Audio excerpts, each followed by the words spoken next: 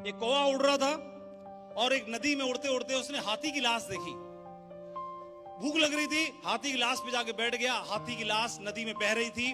बहते बहते उसने भूख मिटाई और नदी में बह रही थी, पानी भी पी लिया, प्यास भी बुझाई। अब उसे आराम चाहिए था, तो आराम करने के लिए किसी पेड़ की टहनी की जरूरत क्या है, हाथी की लाश है, उसी पर आराम कर लिया बहते बहते।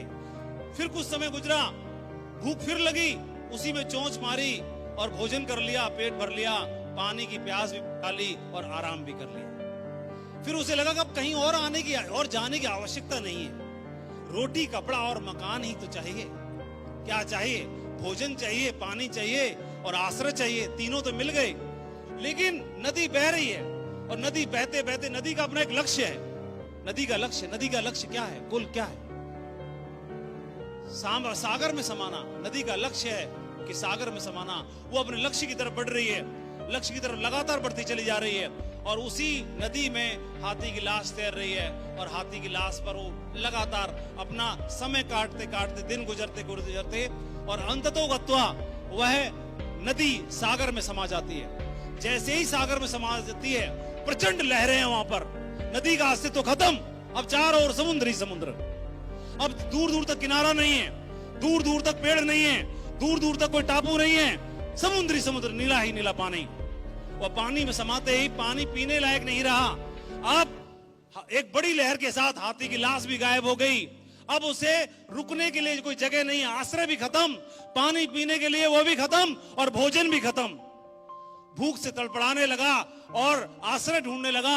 आश्रय ढूंढते ढूंढते बहुत दूर तक उड़ने का प्रयास किया, थक चुका और एक बड़ी लहर के साथ समुद्र में समा गया। अभी आप बताइए, नदी का तो लक्ष्य था, नदी का लक्ष्य था सागर में समाना, लेकिन कौवे का लक्ष्य क्या था? कौवे का लक्ष्य क्या था? कौवे का लक्ष्य क्या था? एक साधारण इंसान रोटी और कपड़ा और मकान सबसे पहले ढूंढता है, लेकिन रोटी कपड़ा मकान जब नहीं है तो यही लक्ष्य है। लेकिन अगर मिल जाए तो रोटी कपड़ा और मकान ही जीवन का लक्ष्य नहीं हो सकता। रोटी कपड़ा और मकान किसी लक्ष्य तक पहुंचने का साधन तो हो सकता है, रोटी कपड़ा और मकान सिर्फ लक्ष्य नहीं हो सकता। उस लक्ष्य तक पहुंचने के लिए साधन तो हो सकता है, क्योंकि आदमी को लक्ष्य प्राप्ति के लिए रोटी चाहिए ही चाहिए, कपड़ा चाहिए ही चाहिए और मकान चाहिए ही चाहिए। ये तो सिर्फ साधन है वहां तक पहुंचने के, और लक्ष्य तक पहुंचने के लिए सहारा। तो रोटी कपड़ा और मकान लक्ष्य नहीं हो सकते। रोटी कपड़ा और मकान लक्ष्य तक पहुंचने के लिए